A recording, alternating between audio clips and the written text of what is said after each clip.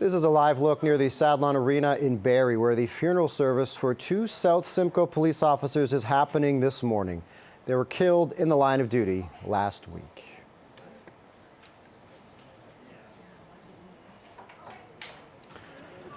And this is a live look along the streets of Barrie at this hour. Members of the public are invited to observe the procession as it travels from the Adams Funeral Home to the Steckley-Gooderham Funeral Home and then to Sadlon Arena.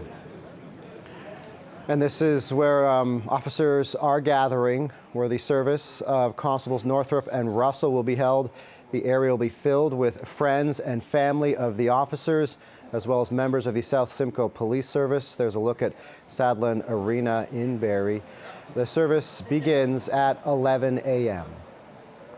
Constable Morgan Russell and Constable Devon Michael Northrup were shot and killed last Tuesday while responding to a disturbance at a home in Innisfil. Both were shot inside the home and later died of their injuries in hospital. The suspect, identified as a 22-year-old man, was living in the home at the time. The province's police watchdog says he exchanged gunfire with a third responding officer. At this time, it's still not known why the suspect opened fire at the officers. 54-year-old Constable Morgan Russell had been with the service for 33 years. He was assigned to uniform patrol and had been trained as a crisis negotiator. He leaves behind his wife and two adult children. 33-year-old Constable Devon Michael Northrup was a 6-year veteran of the South Simcoe Police Service. He was assigned to the Community Mobilization and Engagement Unit. He received an Excellence in Emergency Award just last year for his response to a person in crisis. Northrup leaves behind his partner. Police officers and other first responders lined the streets near the coroner's office last week to pay their respects to the fallen officers as their bodies were transported from the coroner's office near Keele and Wilson in Toronto to Barrie. They were escorted by South Simcoe OPP, York Region police officers as well. Other first responders and members of the public lined overpasses along Highway 400 to pay their respects.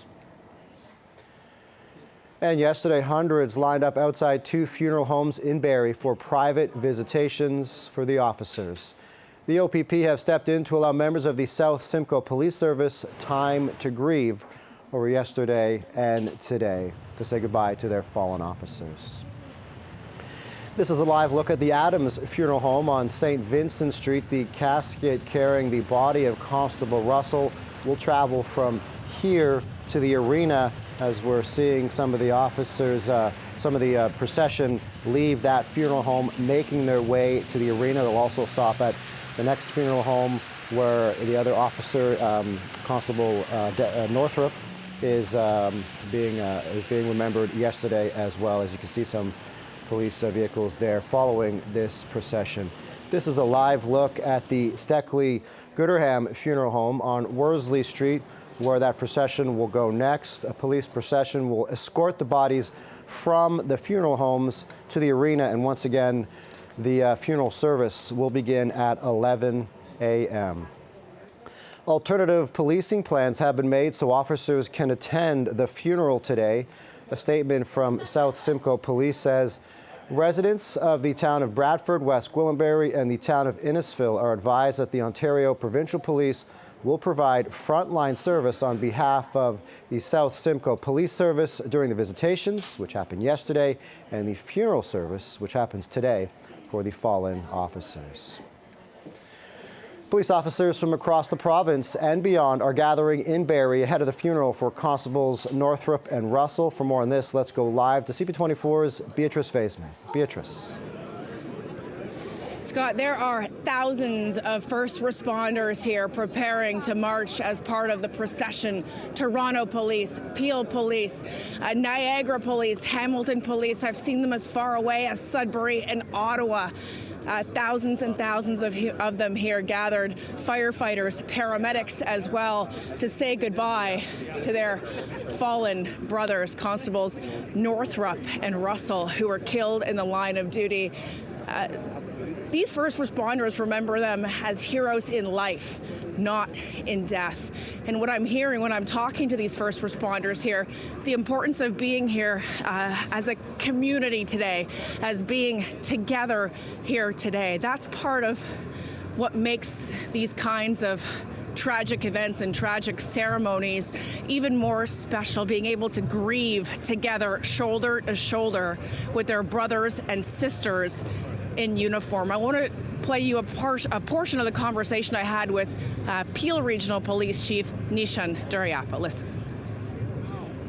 Any officer, doesn't matter where you are nationally, has sort of a kindred relationship, no matter where you geographically work. And the realities of what happens in policing, and especially looking at the last 2 years, has really brought the police sector together in so many different ways. Not only is it changed the way and look and feel we serve the community, but in moments like this, it's extremely important to be together. And of course, paying your respects to the family and those impacted by it and the community as well. And I've got Toronto's police chief, James Raymer, with me now. You've got hundreds of your officers behind you. What does it mean for the Toronto Police Force to be here today to pay tribute to Constables Northrup and Russell? Well, as you can tell from the numbers, it's very important that we're here. And this has an impact across the country in policing and frankly across North America. I mean, it's very, very tragic circumstances what happened to the two officers. Less than a month ago, you were saying goodbye to one of your own, Constable Andrew Hong. I saw the motorcycle squad over at the en route. What does it mean to be here again today, to do this again? Two more officers were under attack. It's sad. I mean, I don't know how else to describe it. This is what the officers are being faced with. You're seeing the proliferation of gun violence, mental health issues. Whatever the reasons behind it all, the officers are the ones that are having to deal with it, unfortunately. And I think that's why we're working so hard, particularly I know in Toronto, to have a all of city approach to deal with these type of things, right? But again, very tragic circumstances, and we have to really keep working and put the resources in, both in terms of manpower or people resources, and I think legislation to stop the guns that are coming in from the United States. I was talking to Peel's police chief, Chief Duryappa. He told me about the sense of community this creates. How important is it for the officers at South Simcoe Police, a small police force, just about 100 officers, to see support from all across the country and quite frankly from all corners of North America even? Oh no, this is one big team. I mean, there's different patches on the shoulder, but everybody comes together and we work. We're trained very, very well in this country, trained very well in the province. We integrate very well, and when I say that in terms of operationally, but at the same time, in terms of a partnership and the camaraderie, it's just a different patch on the shoulder. How devastating is it to lose not one but two of your officers in one incident like this? Oh, it's terrible, and you look at South Simcoe, they're a smaller police service. You can bet that each and every officer knew each and every the two individuals that have died. So I think it has a particularly impact on them, and that's why you see the OPP working there in that region for a couple of days. So, but listen, it impacts everybody across the country, and now we're going to have to deal with it again with the RCMP officer in British Columbia. So it's just very, very tragic. When something like this happens, Chief, I mean, you're the leader. The Chief of South Simcoe is their leader here in this part of the province. What do you tell these men and women in uniform who now have to put their uniforms back on, get back in their cruisers, and continue protecting and serving the community they signed up to serve? Well, you know what, we're very proud of the work that they do, and the officers are hurt. It's a very tragic situation, but I can tell you that they're going to get dressed every day and they're going to go out and do the job that they're trained to do and that they're committed to doing, and they have a sincere and genuine appreciation of the work and are absolutely committed to it. Chief Raymer, appreciate your time. Thanks for your service and the service of all these officers here as well. Thanks so much. We expect the marching to start soon here from Big Bay Point and Bayview Drive. They're going to start marching towards the two funeral homes where the bodies of Constable Devon Michael Northrup and Constable Morgan Russell are at each of these funeral homes. I'm told 16 pallbearers amongst the two caskets, 4 from South Simcoe Police, Police, 4 from York Regional Police, 4 from the OPP, and 4 from Barrie Police will act as pallbearers, loading their caskets into the hearses. These hearses will then make their way to the Sadlon Arena, where this funeral is going to begin at 11 a.m. And as you've been telling our viewers, Scott will be carrying it live here on CP24 throughout the entire ceremony and procession. Back to you. Yeah, incredible to see, Beatrice, all those officers from different detachments around the country, OPP as well, lining up to be a part of the service. And as we saw just a few moments ago, that the vehicles are starting to leave the funeral home. We saw the vehicles leave the Adams Funeral Home on Vincent Street. They're on their way to the Steckley Gooderham Funeral Home after that, and then they're going to make their way to where Beatrice is and where all those officers are staging for the procession to Sadlon Arena for the service, which will begin at 11 o'clock. We also have CP24's Steve Ryan on hand as well as we look live at the vehicles making their way to where Beatrice is, where those officers are waiting.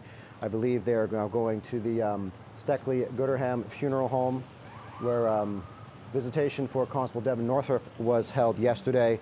And you can there see some officers as well standing out and saluting as these vehicles go in and make a stop for a little bit. And then they will continue on to where Beatrice Vaisman is. And all those officers are waiting to take these 2 fallen officers to the service, where friends and family and other emergency personnel will be on hand for what is no doubt going to be an emotional service as the policing community in Canada loses 2 more officers, of course, just coming off just a few weeks ago. Constable Andrew Hong from the Toronto Police Service losing his life in the line of duty as well. I believe we have our Steve Ryan also available to chat with. He is outside Sadlon Arena where the service is being held. Steve, a difficult day for police in the GTA and across the country, especially with the loss of so many officers recently. Yeah, Scott, that's right. I was talking with John Moore earlier on this morning on News Talk 1010, and I said to him, never would I have expected that we would have lost so many police officers in such a short amount of time. Now, where we are right now out front of the Sadlon Arena, this is where the procession is going to finish. And this is where the eulogies will be read inside of the arena. And if you look, there are all kinds of tents set up outside of the arena. That is where the officers, after they march from where Beatrice is located down to this location, they will sit there and listen to the eulogies. And the one thing that you will notice is that the officers aren't in their #1 dress uniform, their dress uniforms. They're in their patrol uniforms, and that's done by design because it's cold outside here today, as you can see from the snow. So they will sit under these tents and they will listen to these heartbreaking eulogies that are going to be presented. And as always, firefighters stand shoulder to shoulder with police officers, as do the paramedics. And you can see the Canadian flag being flown proudly with those 2 ladder trucks there, and they will pay their respects as well to the officers as their bodies are driven past that location. Police officers, when they join the job, swear an oath to preserve life, and they choose preserving life over self-preservation. And that's what you saw last week when those 2 officers lost their lives. The 3rd officer that went into that tragic location could very easily have bailed out of there and kind of said, sucks to be you guys, I'll call for backup, I'm going to wait outside where it's safe. But that officer did not do that. That officer engaged in a gunfight, and by doing so, could have saved the lives of the grandparents that were inside that house, and or could have saved the lives of others out on the street had that guy made his way out onto the street with that firearm. So police accept the fact that the job is dangerous. And people have asked me up here today throughout the morning when I went in to get a coffee, do I think that it makes police officers more scared? And my answer was no, it makes them more concerned. And not for themselves, it makes them more concerned for the people that they serve and for their partners. And Scott, that is why our system works. And that is why you and I and everybody else can go about our day-to-day lives, because we know that if we're in trouble, the police come. We know that if we are injured, paramedics come. And we know that if there's a fire, firefighters come. So we should be thankful for all of our emergency services. And if it weren't for their bravery, who knows where we would be as a society. But as far as police go, they know when they go out on the road, if they get themselves into a jackpot, they know the help is coming. And that's what makes this whole situation work. And this is why we should all be so grateful to the police, to fire, and to paramedics. And today is the day that we honor two fallen officers who are heroes in life, not in death. They died as heroes, and they lived as heroes, as does every other emergency service person that helps you and I and everybody else when we're in need. So back to you. CB24 Steve Ryan live outside the Sadlin Arena, where the service will be held in just a short amount of time. And Steve, as you mentioned, of course, it is a chilly day up there in Barrie, but that doesn't matter for those officers. They will stand outside, pay their respects, and do what they can to honor these two officers, as you said, honor them in life and what they gave back to the community. CB24's Steve Ryan, thank you so much for the update. We'll check back with you in just a little bit. In the meantime, we'll go back to CB24's Beatrice Vaisman, where officers continue to gather. Beatrice. And they're about to start marching any moment now, Scott. Just before this march begins, I want to quickly speak with Sergeant Major Devon Smith with the RCMP. Sergeant, what does it mean to you and to your men and women to be here today? It's a very somber occasion. We're representing our entire force in acknowledging the sacrifice made by the two officers from South Simcoe Police Service. It's a very solemn occasion, and we're sorry to be here, but we're proud to be here. How difficult is it to be here, considering you just lost one of your own in Burnaby as well? It's something that we have to do, and you'll have to excuse me. I have to go now. Thank you. I appreciate your time. Troop! And now we're about to watch, Scott, as the RCMP begins its march here as part of the procession following what I believe is South Simcoe police and first responders, along with family members of these two constables who are leading this procession. There are thousands and thousands of officers here. This is a tragedy that has touched every corner of this country. And before Sergeant Major Devon Smith had to break off to lead his men and women in uniform as part of the procession, when I asked him about losing one of his own, I could see his eyes welling up with emotion, because just this week, an RCMP officer was killed in Burnaby. Let's listen in to this procession, Scott. I'll take a pause.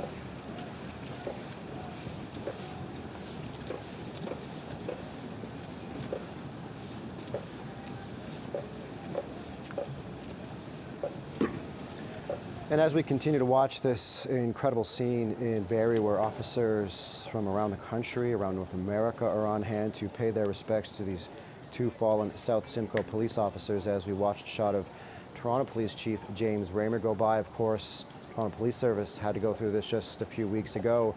Joining me in studio for our special coverage is former Toronto homicide detective Mark Mendelson. Mark, unfortunately, as we were talking beforehand, that you are back again to provide your insight for a service like this. Just 4 or 5 weeks ago, you were here to talk about Constable Andrew Hong. Watching this and then being here just a short time ago, gather your thoughts, if you can, about what it feels like to watch this again and have to live through it again and be here under unfortunate circumstances again so soon. Well, first off, good morning, Scott. Yeah, this is not easy. This is not easy for any police officer anywhere who's ever done this job. And one of the reasons, I think, is the circumstances that surrounded the murders of these two officers. In that every single uniform officer you were watching on TV has been in that position before. Every single one of them. There are hundreds, literally hundreds, of calls for service relating to domestic violence and family arguments, etc., every day in this province. And every officer's been to these calls before.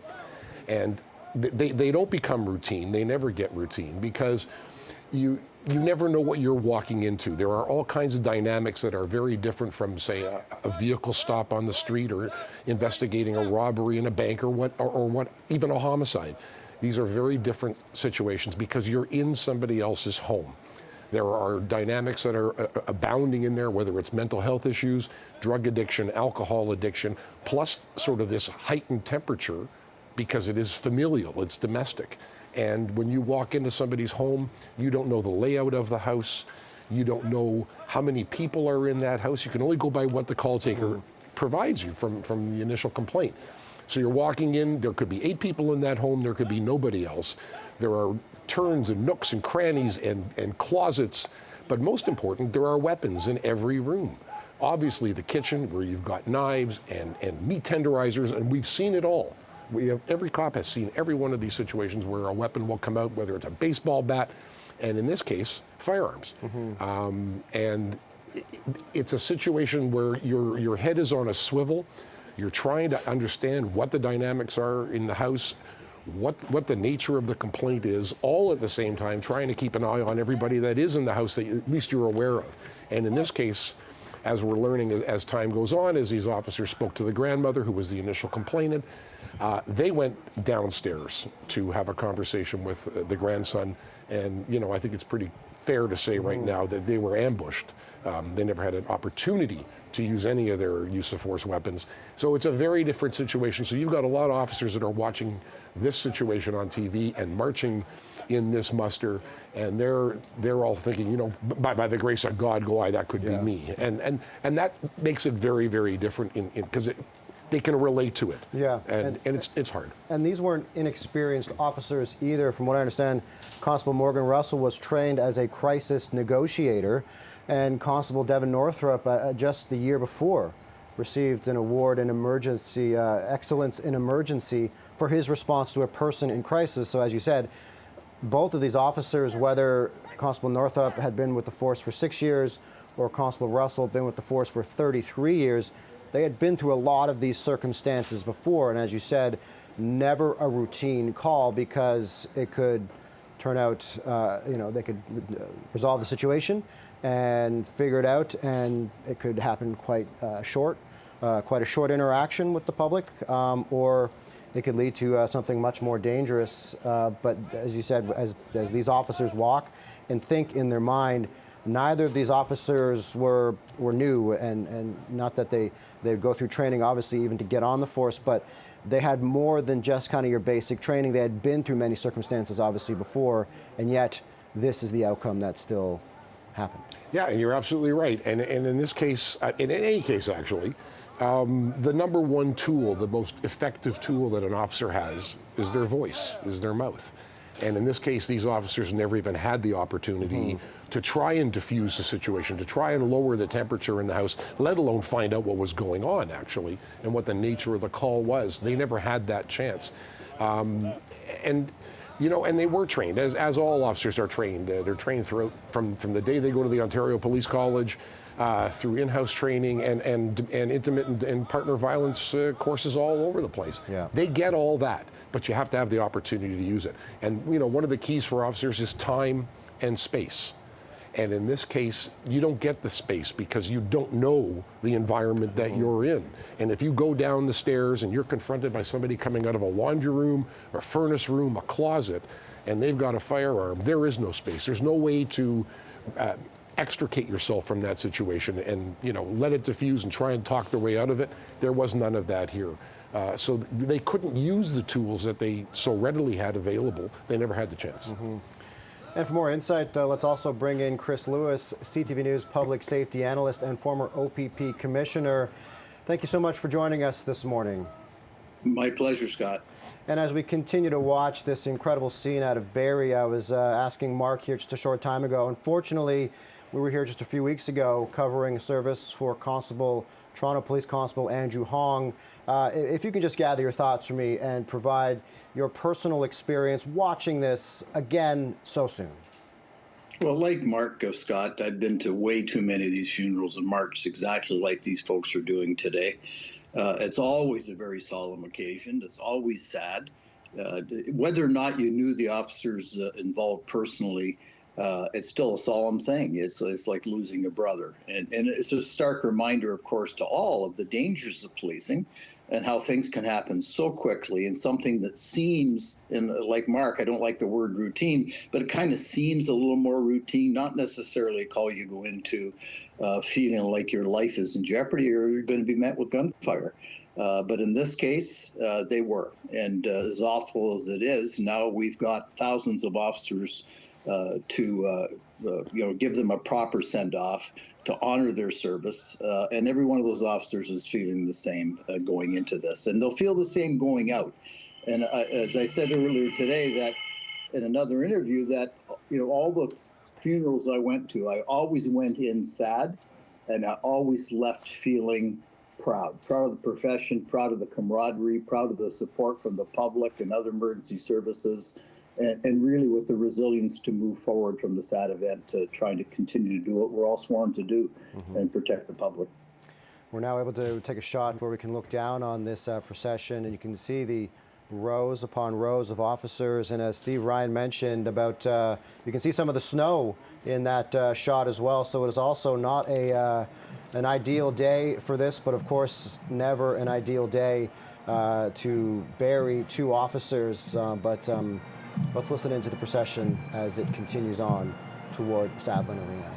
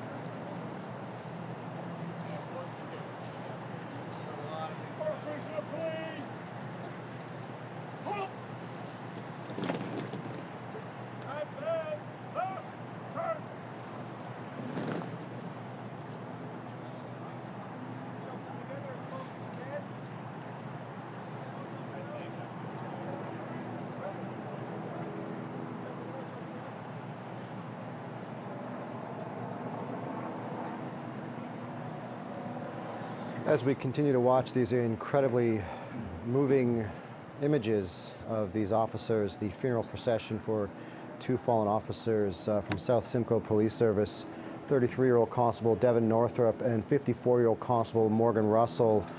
We continue to chat with Mark Mendelson. And Mark, as we watch this, we see different uniforms, different patches, of course. How far and wide do you expect officers to come? How far and wide do officers typically come for funerals? And this is a bit of a different situation where it is a smaller force, a smaller detachment. Yeah, and it's a very good question. I mean, historically, we have seen officers come from every province and territory in the country. So there'll be officers from, say, the Royal Newfoundland Constabulary. I don't know how many they can afford to send here, maybe 2, maybe 3. Same with Vancouver and, RCMP all over the country will send as many people as they can. There's still an operational component that has to be, maintained. Before the pandemic, we would have a lot of officers coming from the United States, sometimes even from Europe. That changed everything in terms of vaccination policies and restrictions, and whether they've gotten through all that sort of boondoggle of red tape, I don't know. So I think the U.S. contingent, say, for Constable Hong's funeral last month was a little smaller in number, but by and large, anybody that can get here can get here. You'll see a lot of officers from Toronto. They can afford to send more officers because just simply a bigger police service, and a lot of these officers will be on their days off. They'll be on their off time when they're coming up here, up to South Simcoe today. So we're going to see officers right across the country, and but at the end of the day, there's still policing to be done. The people of South Simcoe still require policing.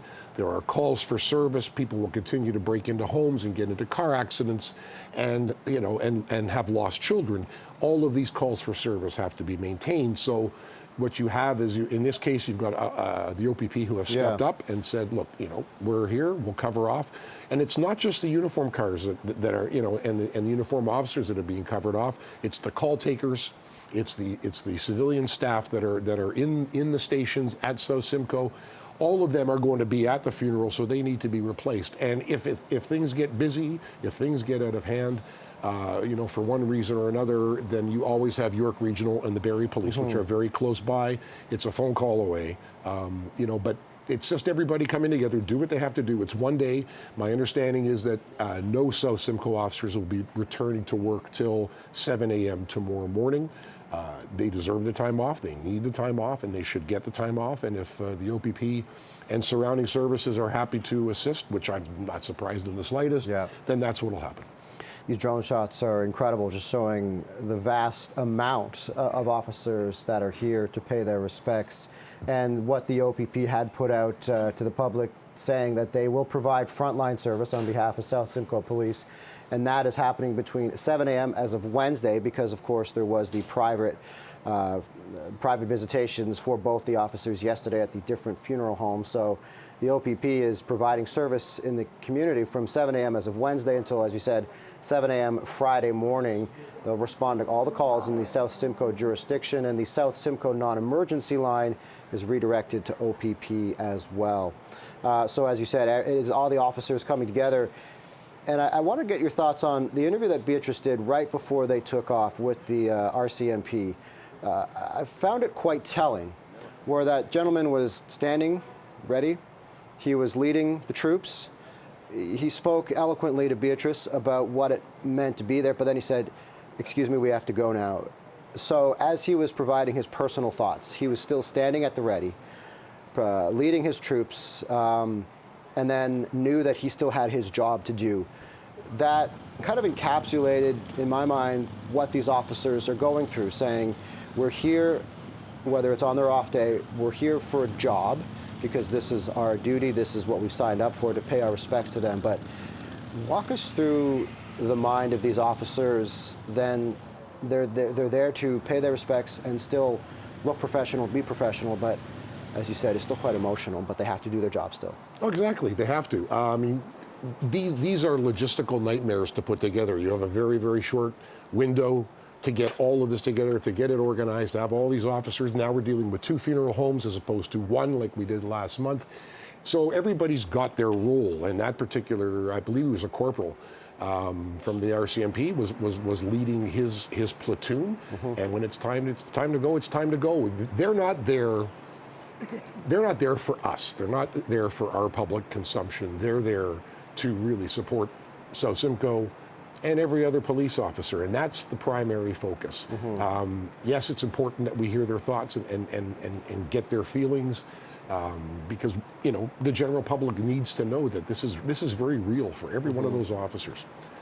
Very real in a very personal way. Even though they would not have known Constable Northrup or Constable Russell, it's still the uniform, and it doesn't matter what patch is on the shoulder, it's still a uniform, it's still the same training, it's still the same day-to-day interactions with people, so they can understand, they can put themselves in the shoes of each and every officer they're standing with. But when it comes time to start the march, to start the funeral, then the focus is on the now deceased officers, and also, let's not forget, their families, and that's important too. Ultimately, at the end of the day, these were two men who put their boots on in the morning, like both of us did this morning, putting dressing, going to work, packing their lunch, saying goodbye to their partners, children, and didn't come home after their shift, which for obviously some jobs and some professions, that is not the case. But as you've pointed out, and Steve Ryan mentions as well, this is part of the service. This is the ultimate sacrifice of what officers know, potentially the dangers that could happen on every call.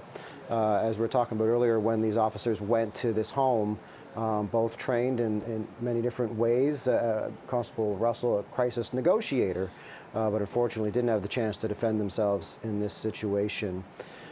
As we look at these officers paying their respects, and we talked about how it's only so short after you were here again talking about Constable Andrew Hong, we look to our friends in British Columbia who are dealing with the death of an officer, RCMP officer, stabbed just 2 nights ago.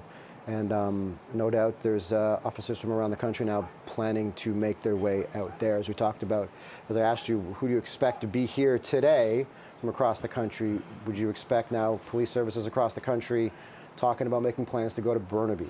Oh, without question. I think they're just waiting for the RCMP to sort of get their ducks in order, dealing with the family of Constable Yang and deciding and learning what their wishes are in terms of a funeral. I mean, it's the family makes the call.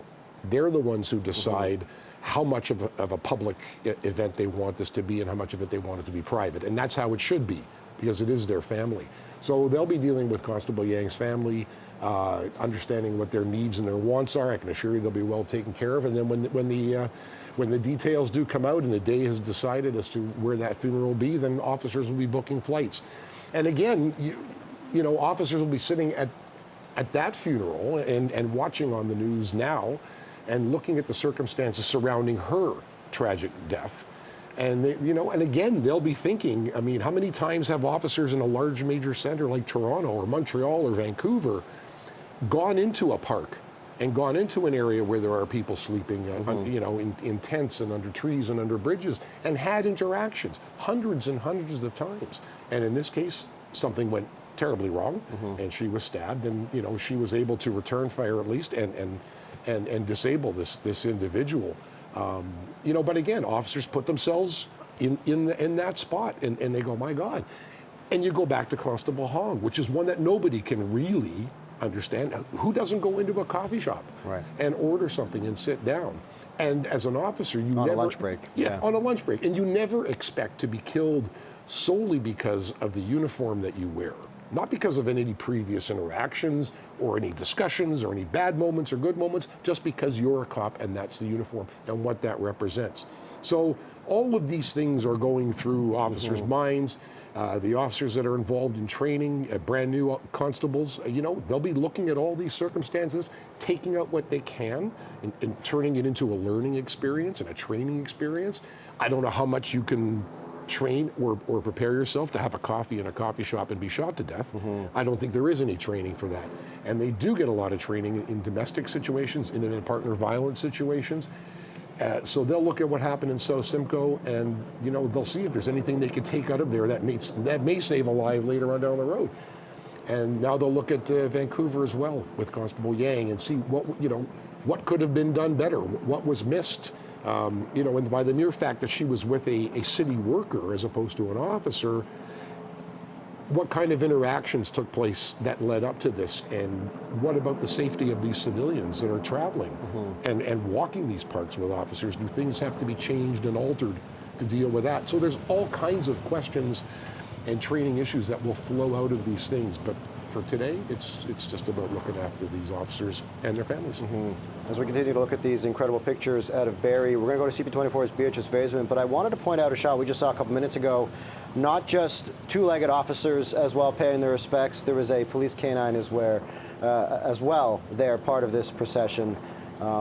Officers with their canine partners on scene to pay their respects to these two fallen officers from South Simcoe. Let's check in with CP24's Beatrice Vaisman, who is along the route. Beatrice, tell us what's going on where you are right now.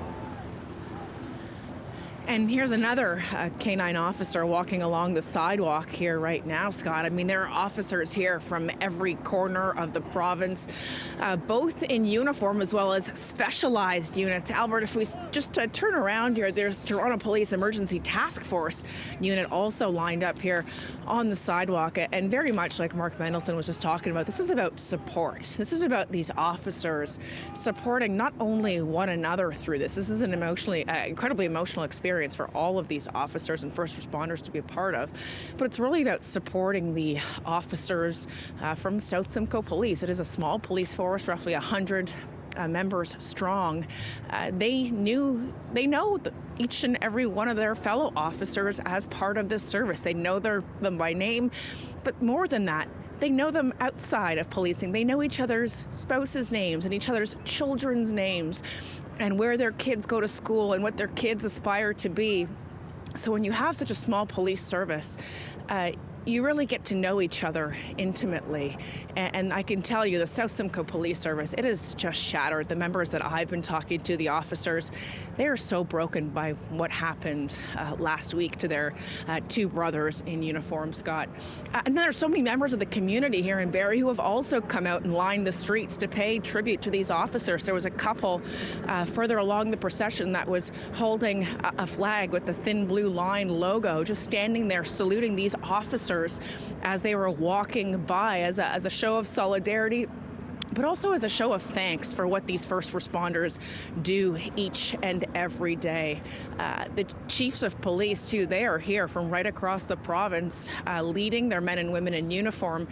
And I've been asking some of these chiefs, what do you say to your men and women in uniform after something like this happens? Because if you've been saying, and as Steve's been saying, they then have to put that uniform back on, get back into their police cruisers, and go back out there to defend and protect the communities they signed up to serve and protect. And as you'll hear the Niagara police chief say in just a moment here, when I share with you a portion of our conversation, he says sharing that message with his police officers every day, getting them ready for work when something like this happens, it's harder and harder for him to find the words to tell them when tragedy strikes like this, especially so close to home here in the province of Ontario. Here's a portion of my conversation first with Toronto's Police Chief James Raymer. There is a very large contingency from Toronto Police here today, several hundred officers strong, and then you'll hear from the chief from Niagara Regional Police. Listen.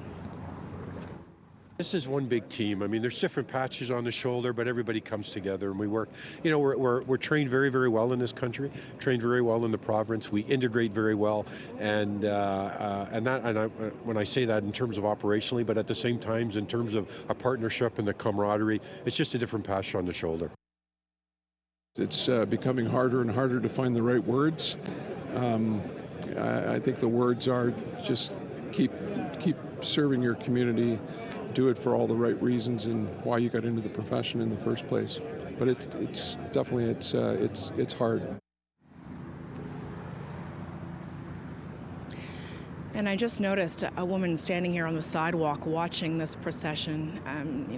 paying tribute to these officers as they walk by, and I said to her, are you a member of the community who just wanted to be here today? And she said, actually, I'm just recently a retired Toronto police officer serving more than 30 years in our city, and there is nowhere I'd rather be on a day like today than to be here thanking these officers, supporting them, and standing in solidarity with them after the loss of these two constables with South Simcoe Police. I've been sharing a bit of the information, Scott, that I've been hearing from some of the officers that I know from South Simcoe Police. I worked in this community for 2 years, and I'm hearing there's 16 pallbearers in total as part of the service, 4 from South Simcoe Police, 4 from Barrie Police, 4 from York Regional Police, and 4 from the OPP. And as Chief Raymer said as well in our conversation, it doesn't matter what patch you wear on your arm. Ultimately, we're all one big family, and that's why you're seeing this just tremendous outpouring of support here today. There's far more officers here than will be able to fit into the Sadlon Arena for this ceremony. It holds less than 5,000 people. There have been tents set up, military tents, to hold overflow of officers, to hold overflow of people as we prepare to say goodbye to these two officers that, you know, people here tell me they're heroes in life, not in death, and that's how their brothers and sisters in uniform and across first responder divisions across this province are going to be remembering them today. And incredibly emotional as well for the members of the public who are gathering here to support these officers in this community. It's a small community, Innisfil, Bradford, and further north in Barrie, and they're here to say goodbye to these two officers and to thank each and every one of these first responders for doing what they do every day.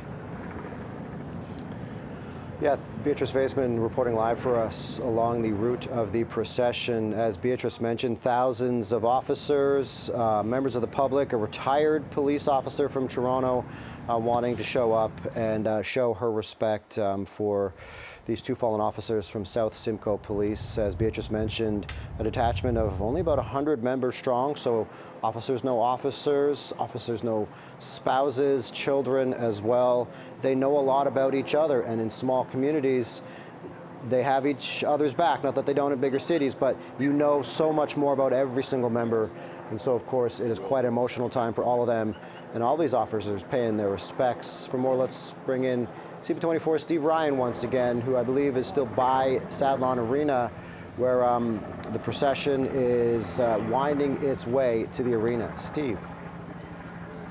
Yeah, Scott, we are out front of the Sadlon Arena where the procession will make its way into that arena, and there is a sea of blue uniforms lined up on the west side of Bayview Drive, waiting to honor the two fallen officers as their bodies are driven past this location. I say a sea of blue. There is the red RCMP uniforms as well. There are officers from all across the country that are here today. Now imagine the officers that are on patrol today responding to those calls for service that, of course, need to be serviced. Imagine going to a disturbance call today, knowing full well that you were burying two of your own as a result of attending such a call. Now, under the Police Act, there is a charge called cowardice, which means that if you choose your own safety, if you choose self-preservation over the preservation of life, you can be charged under the Police Act. And that doesn't go over very well with other officers, because when you stand shoulder to shoulder with another police officer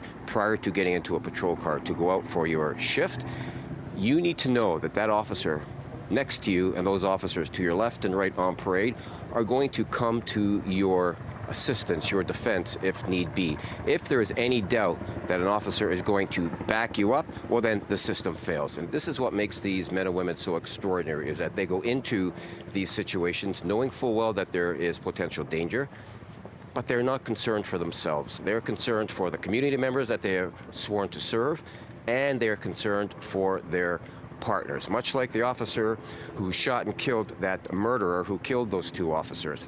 That officer could very easily have bailed out of that house and called for help and then hid. But they chose not to do that because their oath does not allow them to do that, and just the makeup and the integrity of a police officer does not allow them to do that. Each and every one of these officers standing here today, and each and every one of the officers on the streets, know full well that they are being protected by their fellow officers. And it's comforting as a citizen in this province, in this country, knowing full well that if you need help, the police are coming, because they're going to preserve life over protecting themselves. And that's what you saw happen last week, and this is what we see happen on a day-to-day basis here when it comes to policing. So the men and women in uniform will be out there answering calls for service today, while hundreds upon hundreds upon hundreds of others stand here at attention in this very cold weather, honoring two of their own who lost their lives serving others. And it just goes to show you how dangerous police work is, and it goes to show you how it can go from 0 to 100 on Bayview Drive here, waiting to salute their two fallen officers who lost their lives in the line of duty. Scott. TV24's Steve Ryan reporting live for us outside Sadlon Arena as the procession continues. We await the procession to arrive at the arena for the funeral service, which is set for 11 o'clock. And joining me once again is Mark Mendelson to provide his insight on this procession and what it means for the police service. Mark, Beatrice had been asking the question to many of the chiefs there and officers that she had the chance to speak to. And as she said, she worked in that community for a couple of years and knows some of the officers as part of this force. And her question to the chiefs is, what do you say to your members? What do you say to them when they have to then put the uniform on the next day and go back to work? Well, all you can say is remind them that they are some of the best trained officers in the country, that they have good heads on their shoulders, that the vast majority of the public is behind them and supports them. And most important is to be careful, to look out for yourself, look out for your partner, and look out for the general public. And yeah, if it's normal for them to have their heads on a swivel right now. It's normal for them to sort of relive what's gone on in the last month in their minds, but it can't cloud the way they do their work. It can't cloud their judgment. But there's not much more that you can say. I mean, every officer takes that oath, and they know what they're getting into, and their families know what they're getting into. And, you know, fortunately in Canada, with sort of the crime as it relates to crimes against the police and firearm issues are nowhere near what we see in the United States. It's still a violent business. It's still a dangerous business, and officers die. I mean, I don't want to think about the number of times when I was in homicide investigating the murders of police officers and seeing an officer dead in a uniform that I wore. Yeah. That doesn't leave your mind. That stays ingrained in your brain forever. And it's not just officers. It's the paramedics that attended the scene. It's the firefighters that attended that scene that are seeing a first responder or two first responders that are dead. It impacts all kinds of organizations dealing with first response, and the paramedics and the doctors at the trauma hospitals, all of them deal with this. And yes, if you're a trauma physician, you see seriously ill people coming in all the time, but when you see somebody coming in a uniform, it's a different situation. It just affects you differently.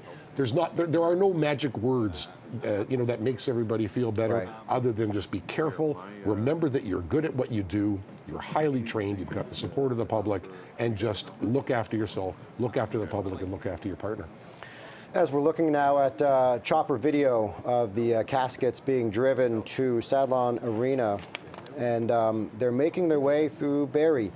The visitation was held yesterday for both the officers at two separate funeral homes, and so the procession started earlier this morning at about 9:15 at the Adams Funeral Home, where the visitation was held yesterday for Constable Morgan Russell, and then it went to the Steckley-Gooderham Funeral Home, where the visitation was held for Constable Devon Northrup, and now this is the procession making its way to Sadlon Arena, where the service will begin in just under an hour's time. Is when it's scheduled to begin. It'll zigzag its way through parts of Barrie. Community members have been invited to watch this procession from the sides of the road as it goes by, pay their respects to these officers who have worked in this community. And community members are also invited to observe the funeral at the service. They're invited to gather at the Innisfil Community Church and the St. John's Presbyterian Church to watch the broadcast of the funerals. And this is this procession now making its way to Sadlon Arena, and as Beatrice was mentioning, thousands of officers there. They're there to pay their respects and be a part of this, but most of them will not be going inside to be a part of the funeral service. As Steve Ryan has pointed out, there's tents set up for them outside.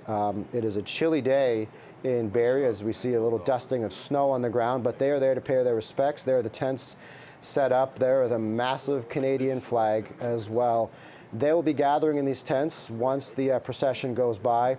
And then Sadlon Arena only holds, as Beatrice mentioned, less than 5,000, home of the Barrie Colts, but doesn't provide a huge venue for this service. But it is a small community, unlike as we were talking about a couple weeks ago with the service for Constable Hong.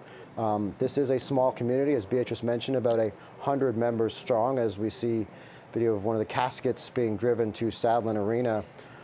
Mark, 100 members strong. Not to say it's harder for any police service, whether it's big or small, but when you are a smaller police service, it hits differently because, as Beatrice has mentioned, you know probably, you know all the members. You likely know most of the partners, many kids, even parents, who are, many of them, members of these smaller communities. So it's not something, of course, it's a massive loss for every police force like Toronto as well. But not every officer in the Toronto Police Service would have a direct impact, would have a direct connection to Constable Hong, whereas this is a small detachment. They lost 2 officers, and it's a small community. It hits a bit differently when it's so small, tight-knit. Well, without question. I mean, if you take a large service like Toronto or the OPP, officers die, and maybe 100 or 300 or 500 of the officers knew the deceased. And the rest don't, but they know what uniform they wear, and they know the company they work for, and they've been there, seen it, done it with them. In a situation like South Simcoe, you can be sure that every uniform officer that's with South Simcoe now has ridden in a car with one or both of these officers. That's how close the connection is. That's how close it is. And their kids go to the same public schools, and they play hockey for the same league, and soccer and baseball, and they interact, they have barbecues, they all know each other, and not just the officers, but the civilians that work for the police service, the civilians at the front desk, the mechanics that maintain the vehicles. They knew these officers, and they knew them well. They knew them by first name. You can't say that in a big service. So just from that perspective, it's almost like losing a partner and almost like losing a family member, just because you've known them forever. And if you look at Constable Russell, he's almost captured 2 generations of policing. He was with that police service for over 30 years. So, the acting chief right now, Acting Chief Van Dyke, went to police college with him, right? So you got a constable and you got an acting chief, but they all came from the same place. Yeah. They came from the same classrooms. Different ranks at this point of their careers, but valuable members of the police force because of their years of service. Absolutely. Yeah. So it makes it different. It changes the dynamic. And for more insight, I also want to bring back in Chris Lewis, CTV News public safety analyst and former OPP commissioner. Chris, I asked this question to Mark, as Beatrice has been asking questions to chiefs along the route that she is talking to. What do you say to officers when they put that uniform on tomorrow? It's always a difficult situation. And I said during the funeral for Constable Hong that I was reminded of a general in Afghanistan when I was there some years ago visiting some of our officers and Toronto officers that were there at the time on a mission.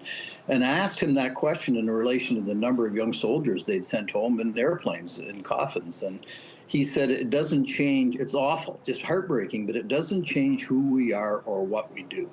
And when you take that to policing, the bottom line is, these officers are all heartbroken, but it doesn't change the fact that they're police officers. They are the police. And what they do is protect the public. And they'll always remember, hopefully, why they joined, to do that. And they also have to remember what these 2 constables that have given their lives would want them to do.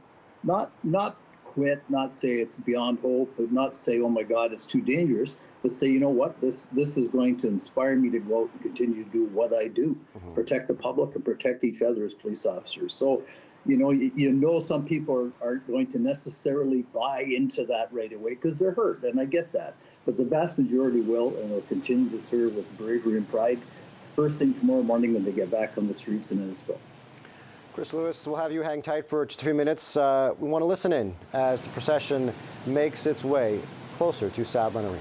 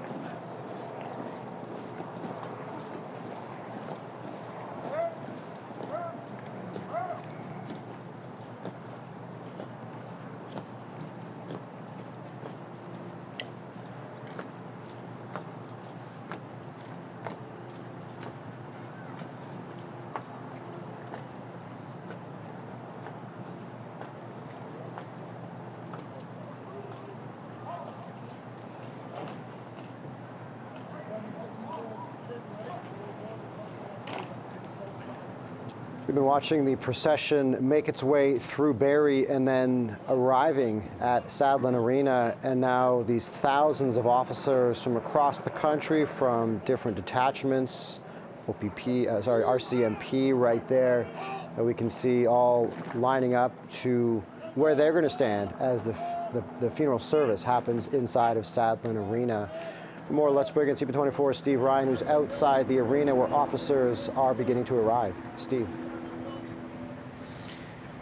Yeah, Scott, it's hard to put into words when you're standing here out front witnessing what's going on in front of us. Just as far as the eye can see from where I am standing, you see nothing but blue. And they're just men and women grieving and marching in this cold weather, making their way some into the Sadlon Arena, and by the looks of things, there are tents set up in the parking lot, so I'm assuming that many of the officers will make their way into those tents. And you might notice that the officers aren't wearing their #1 uniforms, their dress uniforms. They're very thin, they're just like a suit, and somebody's made the wise decision to have them wear their regular patrol uniforms with their winter coats because it's very cold out here. But I have to tell you, despite the fact with regards to the weather, had they'd been in their dress uniforms, it wouldn't have made any difference. We were at the funeral for that young officer who lost his life going to work just a short few weeks ago, and it was bitterly cold that day. And I commented on air when I watched all emergency services in their dress uniforms standing shoulder to shoulder for well over an hour. Nobody flinched, nobody turned, nobody talked. I did see an officer or two wipe a tear off another officer's face as it was going down his cheek, but other than that, these men and women are dedicated to the job, they're dedicated to the service, they're dedicated to their communities, and they are dedicated to one another. Because I say this all the time, if these officers weren't dedicated to one another, police work would not work. What you see here are hundreds upon hundreds of officers, and they would go through a brick wall for any one of them. And that's why it works, because if you are in that patrol car late at night and you have to go down an alley by yourself, you know full well that if you call for help, all of these officers are going to come to your assistance as fast as they can. And as I say, that you are not concerned about your own safety, you're concerned about the safety of the men and women that you work with, and you are concerned about the safety of the citizens who you have taken an oath to serve. And this is why when an officer, or two in this case, are killed in the line of duty, this is why it has such effects on everybody, because it's a brick wall. The police service is a brick all across the country. Think of it as a brick wall. And when one of those bricks is taken out of that wall, for a moment, you feel like that wall has just shrunk just a little bit more. And this is why it takes everybody back a step or two. They grieve, they will grieve today, but as Mark Menno's been saying with you all morning, there's calls for service and there's calls to be done. There's investigations to be done, and they have to go on. So they'll have their moment of grieving, and they'll grieve together. They'll grieve silently by themselves. But come the 11th hour, they're back in those patrol cars, and they're going back to answering those disturbance calls, stopping those vehicles. And there's another situation. You want to talk about a routine stop? Well, there's no such thing. A routine call, I should say. A traffic stop is one of the most dangerous stops for any police officer, because you have no idea whatsoever who is in that vehicle that you are approaching. You don't know their mindset. You don't know what they've done. You don't know if they've had a bad day. You don't know if there's a weapon on them or not.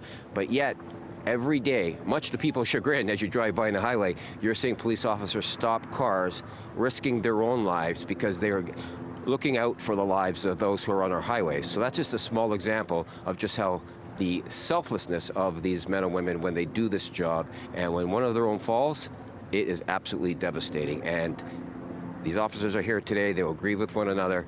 But, when all is said and done, they're getting back to work, getting back into those cars, going back undercover, going back into their traffic units, and they are enforcing the laws, because without them enforcing the laws, our society has no laws, and it's lawless. And that is not something that we are used to in this country. And it's because of these great men and women that we were able to walk our streets safely, and we were able to call the police when there's a disturbance. And we never doubt that the police are going to come, because they do. Despite the dangers, they come. And sometimes what we're witnessing right now is the outcome of the job, but it doesn't stop them from doing it. And this is why they are such extraordinary people, Scott. They really are extraordinary people. They're brave, and we are all indebted to them, because without them, our society would not be what it is. I'll send it back to you. CP24, Steve Ryan. And Steve, we appreciate your time and insight today, and doing double duty for us, of course, working for us at CP24, but you, my friend, too, are part of that brotherhood, part of that fraternity, many years as a police officer as well. So we appreciate you even more today as well for your insights, for what you can provide for us as journalists, and also your many years of service to the community as a police officer. Steve Ryan, thank you very much. As we continue to watch a casket roll into Sadlon Arena, and we saw officers then streaming into the service, as well as other officers finding places outside as this service gets underway in just about half an hour's time. We want to go to CP24's Beatrice Vaisman, who's also near the arena, provide more insight on what she's been able to see from the ground. Beatrice. Scott, we've been talking all morning about how the Sadlon Arena only holds less than 5,000 people. So what we're showing you now is members of various police forces across the province, including hundreds of officers from Toronto Police, who are now walking by us. These are all the officers who don't fit into the arena. Well, some of them won't. Some of them are making their way, it looks like, towards the arena, but others will be positioned inside the many military tents that have been put out here in the parking lot of the arena, because there's simply more first responders here than this arena fits. And that tells you something, right? That tells you how many of these officers and first responders. I've seen paramedics, firefighters, members of the RCMP, the CBSA, and they're all here for the same reason, to support the South Simcoe Police Service and the first responders here in these communities in Innisfil and Bradford and nearby Barrie, after tragically losing Constables Devon Northrup and Constable Morgan Russell last week. I want to bring in Dawn, who you can see here watching the procession walk by us. Hi. You're a retired nurse. I am. Why did you want to be here today, Dawn? Why was it important for you? It's really important that these guys see that we support them, that we're here for them, and we appreciate everything they do, especially at a time like this. When you see the looks on their faces, I mean, when the caskets went by, there was not a dry eye in the crowd amongst these first responders. What did you feel? Oh, very choked up. And yes, there were many tears. So, and probably will be more. You worked at Barrie's RVH hospital. You were telling me you worked side by side with some of these officers. You know some of them personally. Yes. How difficult is that? It's very difficult. It really hits far too close to home when it's someone that you have actually seen in the department, that you've chatted with, that you've had conversations with, to know that they gave the ultimate sacrifice. They're out there protecting the community. They're keeping people like you safe out here. Did you know Constables Northrup or Russell? I had met Constable Russell in the past, and within our emergency department, but I did not know Constable Northrup. And I know in your dealings with Constable Russell, I mean, you're both there to do a job in that moment in the emergency department. What was he like, even in your interactions with him? Very friendly, very easy to talk to, a real gentleman. What does it mean to you to look around and see so many people out here, you know, civilians that want to support these officers and give their thanks? I think that's very exceptional, and it's wonderful to see so much support from the public. Someone who lives in this area, Dawn, I guess, what's it been like in the last week since this happened? What kinds of conversations are neighbors having with neighbors? Very much. The conversations have been, what is the matter? What's happening in our world? And now the one out in BC, it's terrible. That's like 5 deaths in 5 weeks. This has to stop. We're broadcasting live on CP24. If you could talk to the families of Constable Russell and Constable Northrup, what would you say to them, Dawn? Thank you. There's not much else you can say. They're going through a horrible time. And we'd be here for them if we could. Thank you for your time. I appreciate you sharing your thoughts and your emotions with us as well. So we're watching some of these officers filing into the Sadlon Arena here in Barrie. Some of them will fill these military tents because there are simply too many first responders here to fit inside the arena. So these tents have been put here as an overflow area, but there's a lot of people like Dawn who have been watching from the sidelines, saluting as the officers go by. As the caskets went by, I looked around the crowd and people were just overcome with emotion, especially seeing the families of these officers following in vehicles right behind those caskets too. An incredibly emotional thing to see. And they want to, give their thanks and their homage to these first responders who really paid the ultimate sacrifice, heroes in life, not in death. And that's how this community wants to remember these two constables. Back to you. CP24's Beatrice Waisman, thank you for providing your insight from the ground there as we are looking at the 2 hearses now on scene, and it appears the caskets of 2 officers will soon be taken into the arena, and the service will begin in about half an hour's time. You can see the names of the funeral homes on each of those, each of the hearse. The visitation for Constable Morgan Russell happened at the Adams Funeral Home. So the casket for Constable Morgan Russell will be in the hearse there on the top of your screen.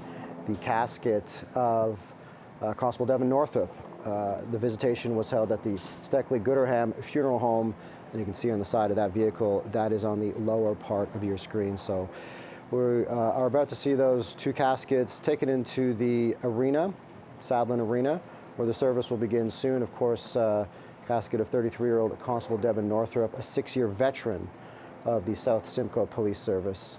He was also assigned to the Community Mobilization and Engagement Unit, and just last year received an Excellence in Emergency Award for his response to a person in crisis. Constable Northrup leaves behind his partner. And 54-year-old Constable Morgan Russell, been with the police service for 33 years, and as Mark Mendelson mentioned, knows the chief of that service, the acting chief of that service, for his entire time with that service, all 33 years. He was assigned to uniform patrol, also a trained crisis negotiator. He's behind his wife and 2 adult children. Mark, if I could bring you back in and kind of walk us through what we're seeing right now. It looks like they are moments away from taking these caskets into the funeral home. Yeah, we're seeing sort of 2 groups of pallbearers representing different forces within the province, including the OPP. And that might be by design, that's what the family wanted. They wanted sort of a provincial representation. I don't know. These officers, I'm sure, are honored to be doing what they're doing. So these caskets will be brought into the arena as they continue to fill the arena with as many people as they possibly can, and kudos to the armed forces who I'm sure set up those tents just outside the arena. I mean, CFB Petawa is not that far away, so I'm quite sure that they were instrumental in getting these things put in place. Right. The weather's inclement, but cops will always tell you they never get wet and they never get cold. So they'll be fine, and it really wouldn't matter what the weather was; they would be there. Right. And we're going to hear some essentially gut-wrenching comments and eulogies from the family members, which is always what gets to every police officer, because they all have families, and they're sitting there in the chairs, they're watching these events take place, they're listening to the words being spoken, and they're sort of putting that into their own lives, and sitting there and wondering, well, what if that was me, and what if it was my family? It's a normal reaction, right? Human emotion. But as we talked about, when it's over at the end of today, it's back to work. Yeah. We will continue to watch this shot as the caskets are sitting there outside the arena. But in the meantime, I'd like to bring in Crystal Jones, president and co-founder of Toronto Beyond the Blue and vice president of Canada Beyond the Blue. And for more on what this day means for families of police officers. Crystal, thank you so much for your time this morning. No, thank you for having me. And I understand you are at the venue at the moment. Talk about what it's been like. Talk about the emotions to be there this morning for these 2 fallen officers. It's obviously very heavy. The gravity isn't absent from anyone realizing that this will be the 4th police officer funeral that people have had to attend. It weighs on everyone. It weighs on their families, and it absolutely weighs on the police service members as well. What does it mean, as you said, this is the 4th time, unfortunately, in such a short amount of time. What does it mean to see so many officers and members of the public, officers from across the country, and then members of the community there to pay their respects? I do think that it goes a long way with allowing police officers to not feel alone when it comes to doing their job, doing a difficult job, and having to do it well. I do think that having people come together as a community is very healing, and the support that is felt by the communities it's a beautiful thing. And I also don't want to diminish the effect that these losses have on the communities as well. A lot of people support their police services, and it's so important that right now we focus on healing and moving forward after such a difficult time. And Crystal, Beyond the Blue, the mission is to provide a community of support to police spouses and families. What is the most pressing need immediately after the deaths of these two officers in the line of duty for their family as this massive funeral takes place, and it is very public at a time when families would like things to be very private. Yeah, so the immediate need just comes from letting them know that we're there for them. In the wake of these devastating losses, people tend to not really know what they need. So it's important that we continue to check in with their families and make sure that they have the supports in place. And we do the heavy lifting, whether they need psychological support, whether they need some emotional support, or whether they need some help with navigating some of these systems. That is what's important, but there's really no time frame to it because everybody processes grief very differently. So what one family may need immediately, another one, it may take several months for them to get to that point. So it is a very individualized approach to caring for people. Crystal Jones, president and co-founder of Toronto Beyond the Blue and vice president for Canada Beyond the Blue, thank you so much for your time and thank you for the support you provide, particularly on a day like today. We appreciate it. Thank you, Scott. And as we continue to watch the video of the hearse, both hearses from each funeral home with the caskets of the two slain officers, 33-year-old Constable Devon Northrup and 54-year-old Constable Morgan Russell, we are likely about to see those caskets moved into the arena. We're seeing officers filing in to the arena. Crystal Jones, who we just spoke to herself, is there at the service, providing support to the families. This is overflow area for the officers that we're looking at live who have come out to support. But the arena itself holds less than 5,000 people, as Beatrice Weisman has been mentioning. And here's a look inside the arena as members of the police services that are involved, particularly South Simcoe Police, members of other police services, members of other emergency services. Of course, it's not just police in terms of the phrase first responder, whether it's paramedics, firefighters.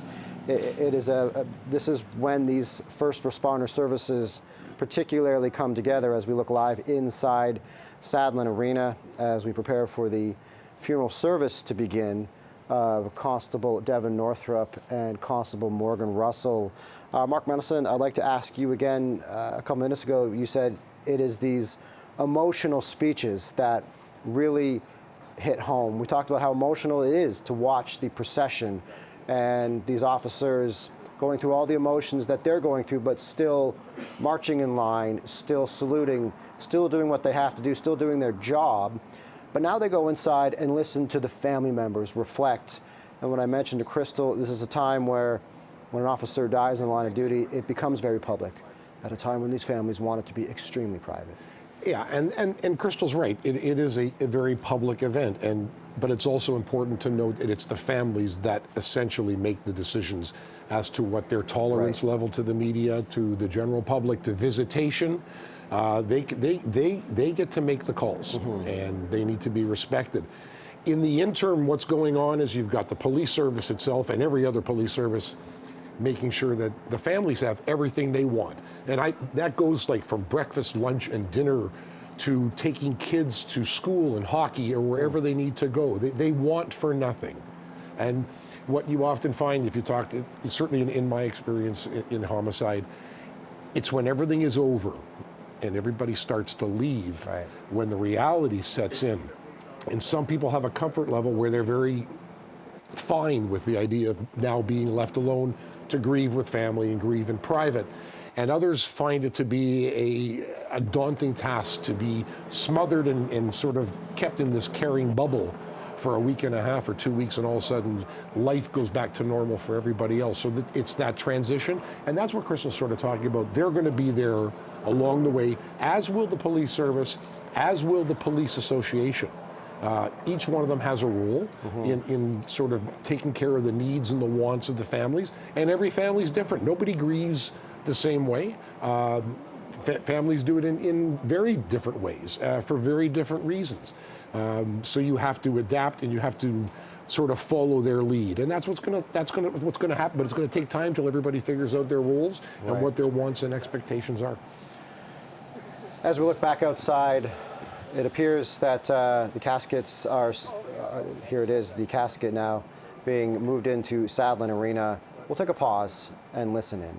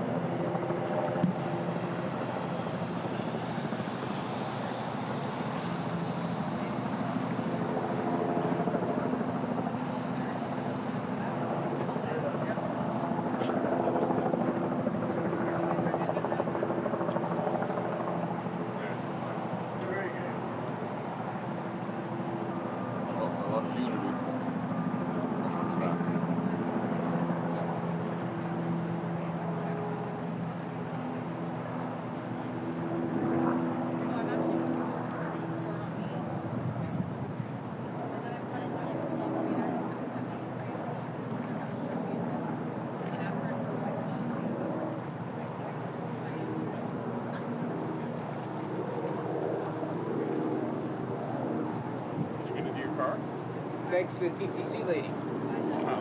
Here.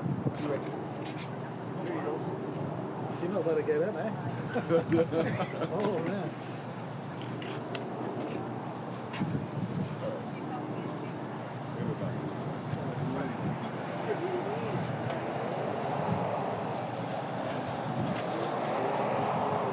Everybody's had a previous life experience, okay, gentlemen?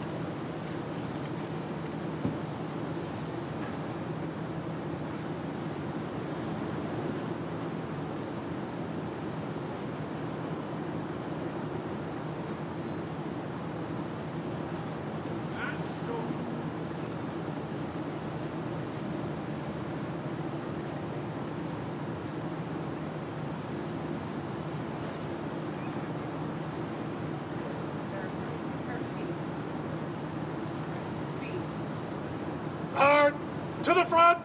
Salute!